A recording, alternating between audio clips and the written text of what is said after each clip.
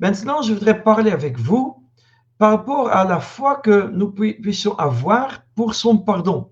Comme j'ai déjà dit, Dieu, il a dit clairement qu'il ne se souvient plus de nos iniquités. Maintenant, nous avons une nouvelle alliance, et dans cette alliance, il ne se rappellerait plus de nos iniquités, et il nous aime avec un amour constant, avec un amour éternel, et donc, par conséquent, l'amour couvre tout, l'amour pardonne tout, l'amour couvre toutes les fautes, Dieu couvre toutes nos fautes, éternellement, parce qu'il est amour, il a payé un prix pour cela à la croix. Mais maintenant, il y a bien sûr des gens qui disent, mais est-ce que je peux vraiment croire cela?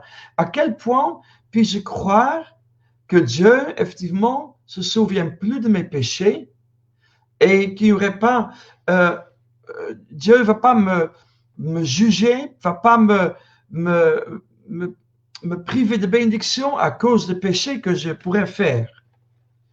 Et tout dépend maintenant de votre foi en la parole de Christ.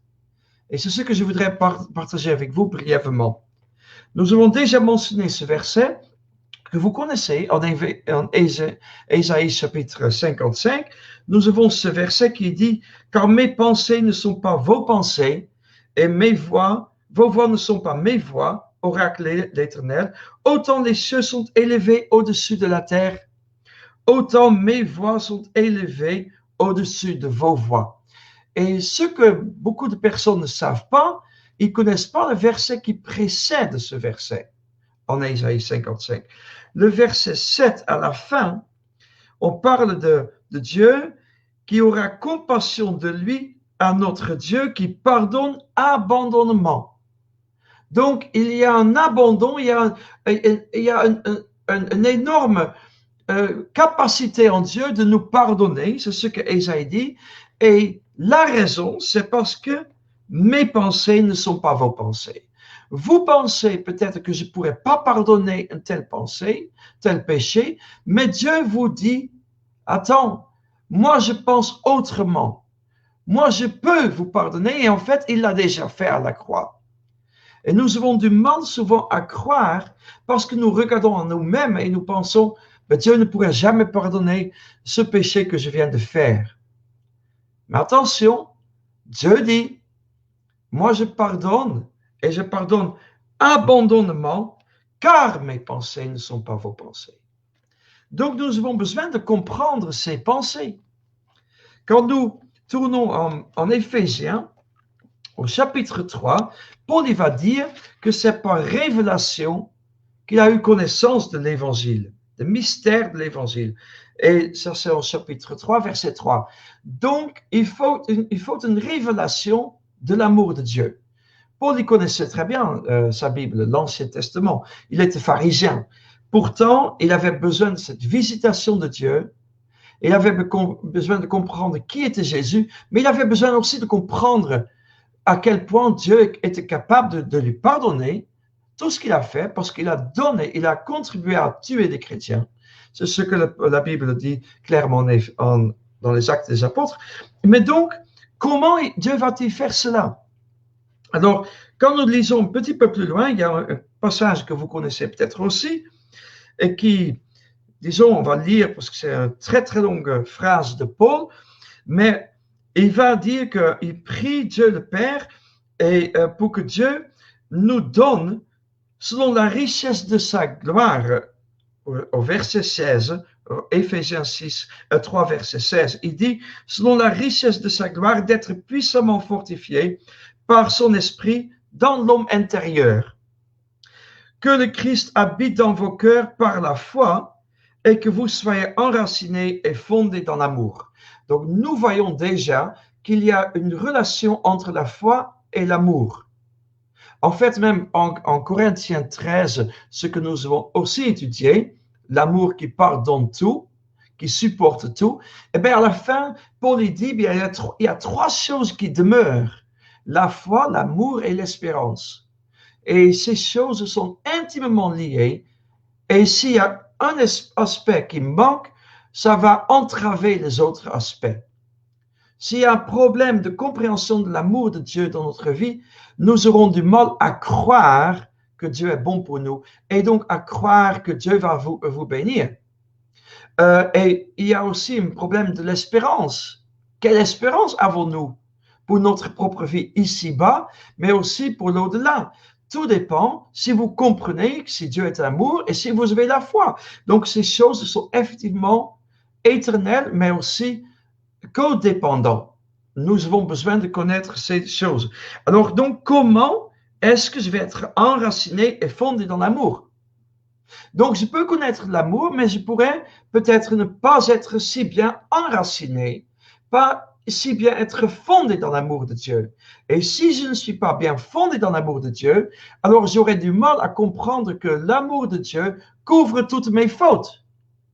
Que l'amour de Dieu, son amour agapé, pardonne tout. Et en fait, qu'il a déjà fait, parce que Paul dit en Romains 5 que Dieu a prouvé son amour lorsque Christ est mort à la croix pour nous, tandis que nous étions encore des pécheurs. Donc, il nous faut grandir dans l'amour et dans la connaissance de Jésus-Christ. Et c'est ce qu'il va dire un peu plus loin. Et nous avons besoin d'être dans l'unité de la foi et dans la connaissance du Fils de Dieu. C'est ce qu'il va dire au chapitre 4. Mais donc, comment allons-nous grandir dans la foi et grandir, être davantage enracinés et fondés dans l'amour? Et puis, on va lire dans le verset 18 au chapitre 3, Éphésiens 3, verset 18, il dit, pour être capable de comprendre avec tous les saints quelle est la largeur, la longueur, la profondeur et la hauteur, et de connaître. Donc, il y a une chose, mais il y a quelque chose en plus, il y a le mot et de connaître l'amour de Christ. Quel amour de Christ? Ben, l'amour qui surpasse toute connaissance. Là où vous pensez que Dieu ne peut pas vous pardonner, Dieu dit oui, moi je vous pardonne parce que moi je pardonne abondamment parce que mes pensées sont plus élevées que la vôtre. Et donc, ici aussi, c'est cette pensée, l'amour de Christ qui dépasse toute imagination, tout ce que nous pouvons nous imaginer. Et c'est ce que Dieu veut que nous puissions connaître. Comment est-ce qu'on va connaître cela? Il dit ensemble avec tous les saints, d'être capable de comprendre avec tous les saints quelle est la large, la longue, la profondeur, la hauteur, et de connaître ensemble l'amour de Christ qui surpasse toute connaissance, en sorte, le but, en sorte que vous soyez remplis jusqu'à toute la plénitude de Dieu. Alors, c'est quoi la plénitude de Dieu? Ben, c'est d'être comme Jésus-Christ, d'être rempli de lui. Et comme Paul dit, ce n'est plus moi qui vis, mais c'est Christ qui vit en moi. Alors, si Christ vit en vous, et si nous, on est vraiment conscient de la présence et de la vie de Christ en nous, à un tel point que ce n'est plus moi qui vis. Dites-moi, il y a combien de péchés en Jésus-Christ? L'apôtre Jean, en 1 Jean, chapitre 4, il dit, tel qu'il est, tel nous sommes. Pas là-haut, nous ne serons pas là-haut, non, ici-bas, tel nous sommes dans ce monde. Est-ce que vous vous voyez comme Jésus-Christ?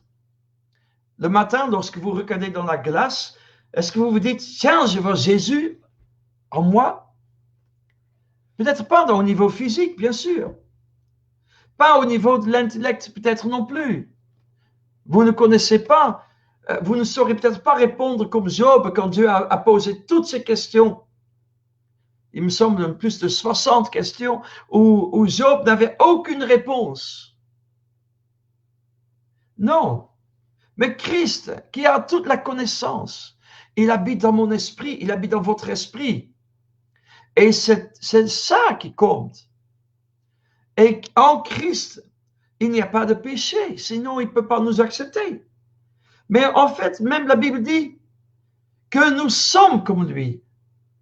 Il est notre grand frère et nous faisons partie de sa famille. Nous avons le même héritage avec Christ. Nous sommes co-héritiers avec Christ en Dieu. Et donc, c'est ensemble que nous allons comprendre. Et être capable d'être enraciné et fondé dans l'amour de Christ. Et cela est important pour votre foi. Parce que, en Galates, juste quelques pages avant, Paul dit clairement que la foi qui est agissante par l'amour. C'est en Galates, chapitre 5, verset 6.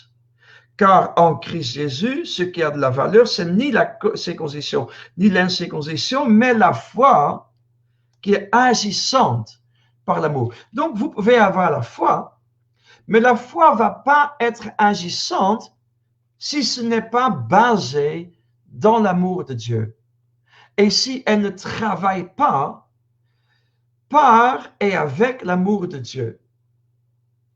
Donc, votre foi va déterminer, et votre compréhension de l'amour de Dieu va déterminer votre niveau de foi et va aussi pouvoir agir. Vous connaissez tout ce passage et on le cite très souvent, n'est-ce pas, en Romains chapitre 8, qui est très très connu ce chapitre. Mais quand il y a quelque chose qui nous arrive, nous disons, nous savons du reste que toutes choses coopèrent au bien de ceux qui aiment Dieu et de ceux qui sont appelés selon son dessein. OK. Donc, Dieu va faire coopérer des circonstances tourner en bien, le mal en bien, comme la vie de Joseph, qui a mal commencé en Égypte comme un esclave, mais Dieu a tourné les desseins qui étaient méchants contre lui, et il a tourné cela en faveur et pour sauver le peuple. Mais maintenant, la Bible dit que toutes choses vont coopérer pour bien, mais de ceux qui aiment Dieu. Pourquoi? Pourquoi? Ben parce qu'il faut de l'amour, il faut aimer le Seigneur pour pouvoir croire en lui, pour pouvoir croire que Dieu va tourner, renvoyer le boomerang que l'ennemi envoie contre vous, il va le renvoyer vers le diable pour pouvoir lever le bouclier de la foi. Il faut croire en sa bonté afin d'éteindre toutes les flèches de l'ennemi et de croire que effectivement vous êtes en toutes circonstances plus que vainqueur. Il faut de la foi, mais il faut croire donc que Dieu est bon. Donc, si vous aimez Dieu, vous allez avoir de la foi et Dieu va pouvoir transformer les situations dans lesquelles vous êtes en quelque chose de bien qui va s'en sortir. Donc, la foi est importante. Et la foi est aussi importante par rapport au pardon. Parce que la Bible dit, n'est-ce pas, vous connaissez ce verset, car Dieu a tant aimé le monde, il a aimé le monde qu'il a donné son Fils unique, afin que quiconque croit, regardez, l'amour, la foi, si vous croyez en quoi?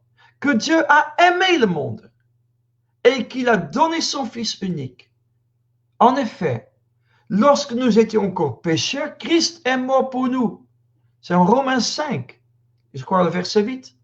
Et donc, il faut que je croie cela afin que j'ai la vie éternelle, afin d'obtenir le pardon.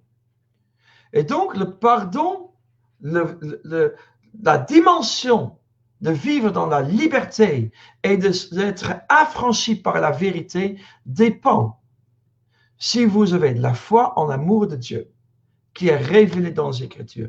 Et si vous acceptez cette révélation, que ces pensées sont bien au-delà de nos pensées. Et souvent, c'est nous qui limitons Dieu. Nous limitons Dieu parce que nous pensons que nous avons raison. Oh Dieu, tu ne peux plus jamais m'utiliser parce que, oh, ce que j'ai fait maintenant, ah, j'ai raté la cloche. Maintenant, j'ai tout bousillé. Maintenant, c'est perdu. Et Dieu dit, non. Moi, j'ai un plan avec ta vie malgré tes échecs. Mais vous n'allez pas pouvoir le croire si vous pensez que vos pensées sont plus élevées que ses pensées.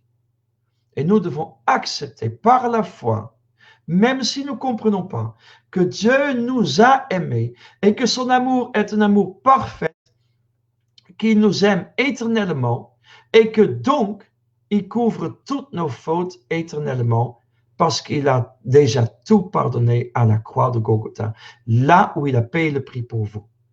Que le Seigneur vous bénisse et à bientôt.